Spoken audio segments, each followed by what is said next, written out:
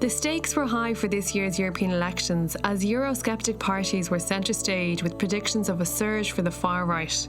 However, the predicted wave never came, with the right registering a more modest 5% increase in their seats. For the first time since direct elections in 1979, the traditional grand coalition of the centre-right, the European People's Party, and the centre-left, the Socialists and Democrats, lost its majority, with smaller parties making gains at their expense. The European Green Party won 69 seats, up from 52. ALDE and its Liberal allies also made a big leap from 68 to 109, providing a strong hand in any future negotiations. Significantly, pro-European parties still hold the majority in the chamber with over 500 seats. Recent weeks has seen the focus shift to the candidates for the top jobs, the President of the European Parliament and the President of the European Commission, the most powerful job in Europe.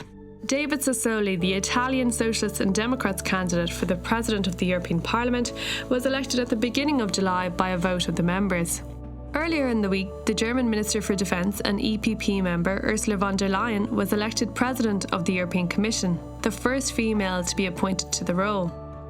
Her elevation to this post was controversial following the collapse of the Spitzenkandidat process.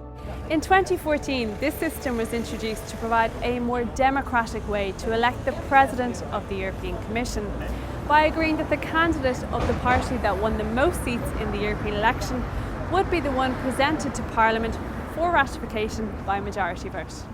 However, opposition to the process from some nations on the European Council, led by France, saw the return of traditional horse trading and von der Leyen's election by a slim majority. Now the focus will return to Parliament and the new term in September. What does the fracturing of the traditional power bloc structure mean for the institution going forward? Having had 3 years of new politics in the Oireachtas, do we now face a similar situation in Strasbourg, where cross-party consensus is essential for any legislative change to be achieved? And will this mean a bigger voice at the European table for smaller countries like Ireland?